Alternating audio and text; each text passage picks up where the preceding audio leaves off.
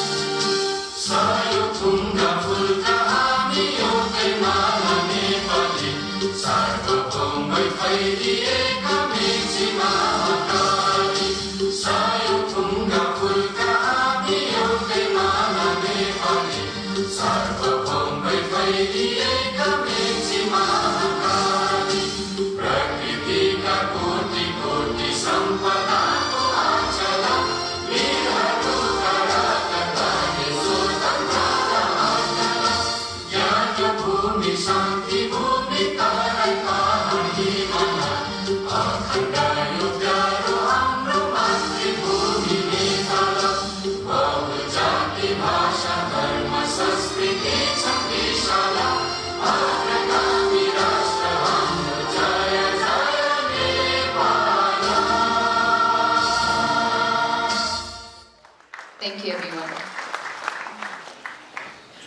Good evening. I am Sadiksha Shrestha, and on behalf of SAARC CCI, I would like to welcome Right Honorable Prime Minister of Nepal, Honorable Ministers of SAARC Nation, distinguished guests on the dais, high-level government officials, Excellencies, member of the SAARC CCI, representatives of the National Federation of SAARC Nations, representatives of Nepalese private sector, distinguished participants, and our friends from media. SAARC CCI organizes SAARC Business Leaders Conclave every 2 years, and this year we are organizing the 6th edition of SBLC in Kathmandu, Nepal, in collaboration with the Government of Nepal, Ministry of Industry, Commerce and Supplies, and FNCCI. This is the second time we are hosting this conclave in this beautiful valley, and it is indeed an immense honor and pleasure. The biannual event brings together the region's economic and business thinkers, doers and change makers on a common platform to discuss, debate and create solutions and opportunities to take South Asia on the path of shared prosperity through economic integration, which is also this year's theme. The next 2 days are going to be eventful. The intense and insightful session, a SAARC Bazaar to showcase all that is South Asia, a fashion show, Thread of Hopes, which will show us the true beauty of South Asia in unity, and so much more. Once again, a very delighted welcome, a warm welcome, and we're very, very delighted to have you here with us for the 6th SBLC. And to begin with the opening ceremony, I would now like to invite the President of SAARC CCI, Mr. Suraj Vaidya, for his address in this August gathering.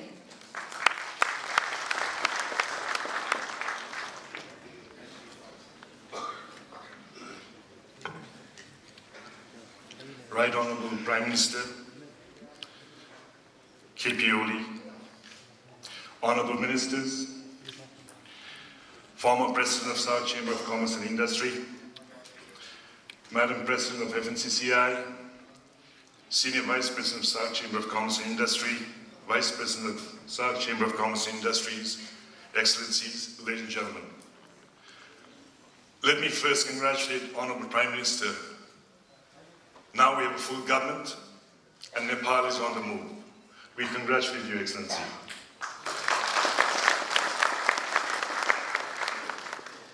It is indeed an honor for me on behalf of SAARC Chamber of Commerce and Industry and my own to welcome distinguished guests and fellow SAARC family to the 6th SAARC Business Leaders Conclave.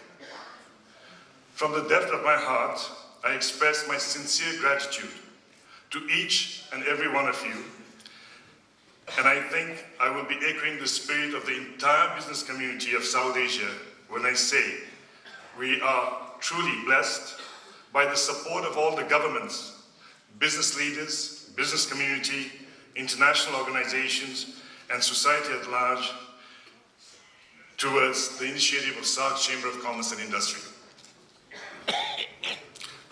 publicly thank the government of Nepal for being a partner in this very important gathering. It is a commitment, I believe, from the government of Nepal to move SAARC forward together. I recall my first official engagement while taking oath as a SAARC president 2 years ago, in presence of Right Honorable K.P. Oli, Prime Minister of Nepal at that time. His words still resounds in my ear.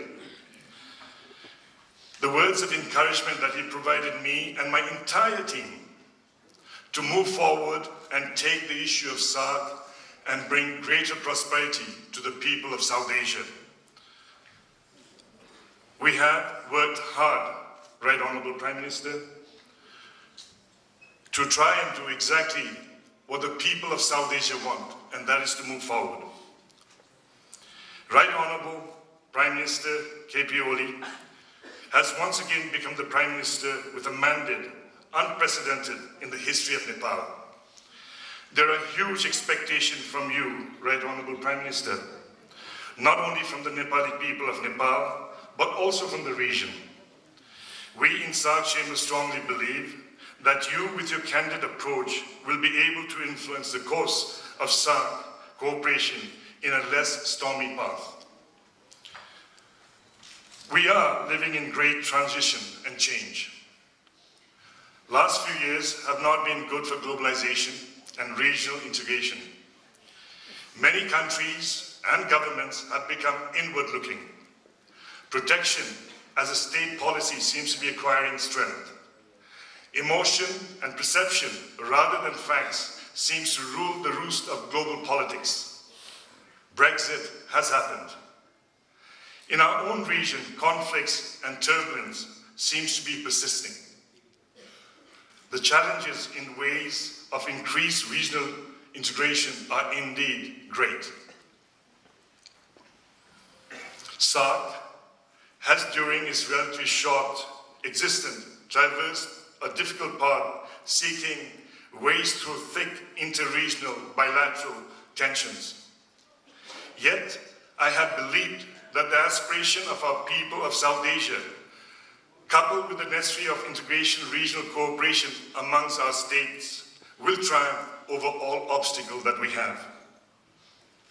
Our presence here today, meeting in Kathmandu, is a proof of commitment of all member states of SAARC to make SAARC a living and dynamic force despite the challenges we are called upon to face from time to time. Let me portray my SAARC. I see a region of opportunity, a region of commonalities, a region of civilization and mystique. The combined economy of this region is the 5th largest in the world in terms of GDP, with combined GDP of $2.6 trillion in 2016. It is projected to go to 6.5 trillion by the year 2030. According to the estimate, the trade potential in South Asia are around $85 billion.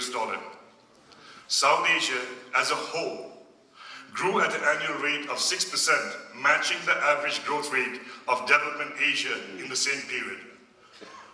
The region comprises 3% of the world's area and has 21% of the world's population. With a population of more than 1.8 billion people, SAARC has become one of the most thriving and emerging markets in the world. We are a region with untapped natural resources. We have more than 350 gigawatt hydropower potential, which can change the fate of this region. According to World Bank, 1/5 of the population of South Asia is between the age of 15 and 20. It is the most youthful region.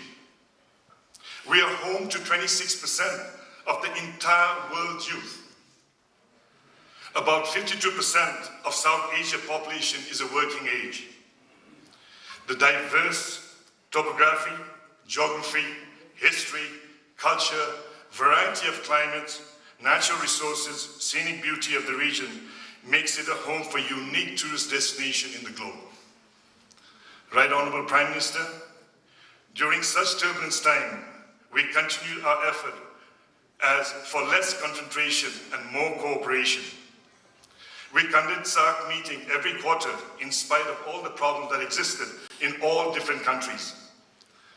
We have formal and informal discussion covering a wide range of issues that are expected from the business community of South Asia. Some of the highlights in the 2 years. From ground zero, we have invested and near completion of our headquarters in Islamabad at the cost of $10.2 million. We are able to open 3 regional offices in Mumbai, Colombo, and Dhaka. These are all predominant business centers in the region. I recall when tensions were high between India and Pakistan. We took a delegation to Amritsar. We started our EC meeting over there, met the local bodies of business, politicians, started our meeting in Amritsar, walked through the Wagah border, and concluded the meeting in Lahore. This, the private sector believes, is the way to move forward. When tensions were high between Afghanistan and Pakistan, we went to Islamabad and drove to Peshawar to try and see what the situation on the grounds were. We believe job creation is what South Asia needs. Our focus for the last 2 years has been investments, to bring investment in South Asia. We've had road shows within SAARC and beyond SAARC. We started our tour from USA, Japan, China, and Europe. We believe the world is looking at South Asia because it is an exciting time for Asia. I still recall our very first meeting for SAARC Chamber of Commerce in Afghanistan, where the commerce ministers were to meet. When we had our meeting, we found the governments had cancelled their meeting, but the private sector were there.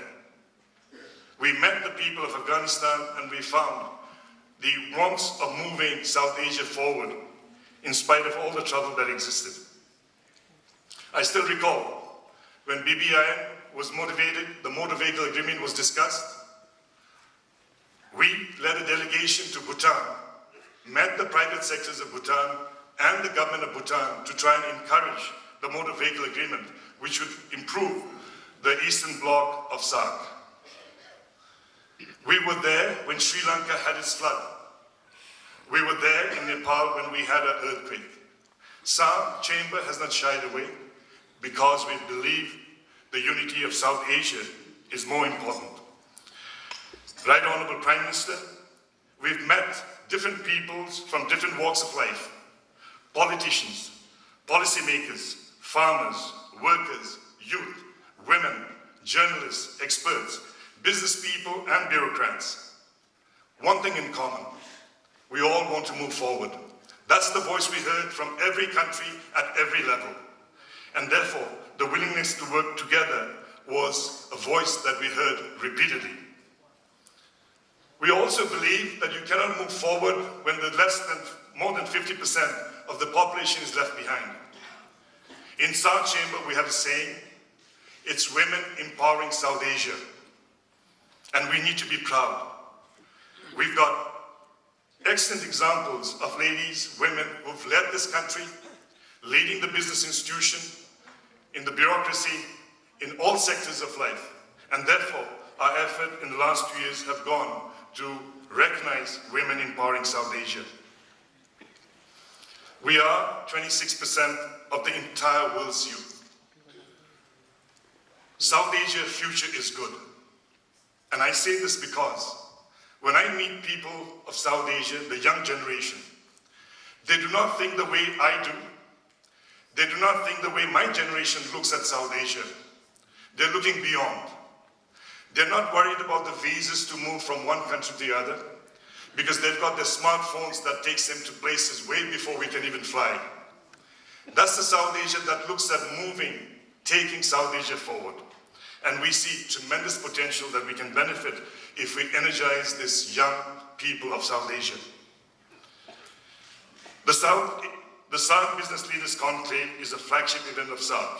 has emerged as an immense importance not merely for business communities, but for also governments and larger society to allow and exchange views and ideas outside the official, where the governments have discussions.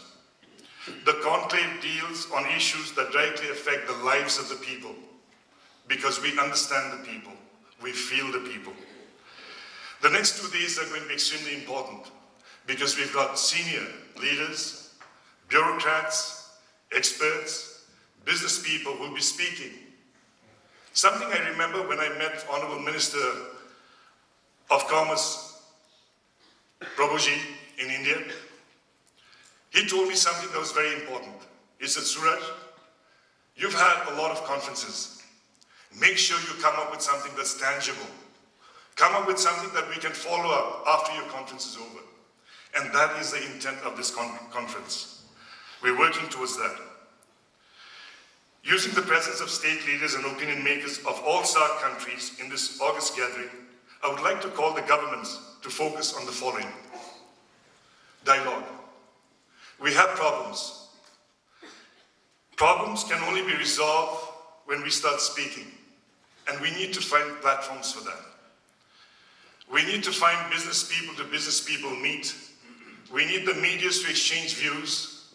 We need artists to meet together, and the people of South Asia to talk and speak and appreciate what we have. 2, we need to ease the movement of people. I was invited to make a presentation when the immigration officers met in Sri Lanka 6 months ago. I'm pleased that SAARC is working towards the SAARC MRP visa, and I hope it will come in place. Because unless people move, goods will not move. And therefore, making it easier for people of South Asia to move would be easier. Right, Honorable Prime Minister, it may be appropriate for me to say this. Last night at 12:30, I got a call from the airport. I had my friends from Afghanistan come in, and they didn't have the visa. Why is it difficult for people to move? All I know is terrorists don't need visas. They never come through the borders that are open. So therefore, 99.99% of South Asia suffers because of the threat of 0.01% of terrorists, which we all condemn. And therefore, we need to make it easier for people of South Asia to move forward. The last and the least is we need to improve connectivity. We've said, and we've talked about this several times, South Asia is known as a region that is least connected. There is potential, and we believe the only way to move forward is a private-public partnership approach, and unless we do that, we can't move forward. Change isn't always easy. Often it's very painful, unpredictable, but change is necessary. We always have 3 choices when we face with change. 1, resist it. 2, allow ourselves to get swept away by it. And the last and the most important one, manage change and empower ourselves through transformation. And this is what we want to see SAARC move forward in. I take this opportunity to step back for a moment and think about the world we live in. How can we, in all good conscience, not create opportunities of better livelihood for thousands and thousands of young South Asians across the region? How can we not create more jobs? How can we watch hundreds and thousands of young men and women go to foreign shores to work, and many of them never to return? How can we live in a region where decent education, healthcare, and 2 full meals are still beyond the reach of many? It is painful to witness this and not want to do something about it. We have to trust each other, find ways and dignity of working together, help them find hope, and help them change their life with promise of a better tomorrow. Right, Honorable Prime Minister, your presence here itself, in spite of a very busy schedule, makes us feel that we're heading the right way. Nepal is the chair of SAARC, and therefore SAARC as a whole has expectations from Nepal. I'd like to thank once again Right Honorable Prime Minister for coming and gracing this occasion, giving us the encouragements as always you've done, making us feel that we're on the right path. And I also like to thank Honorable Ministers from all different countries who come here my business leaders, excellencies, ladies and gentlemen, I hope that the next 2 days will be a fruitful one. Thank you.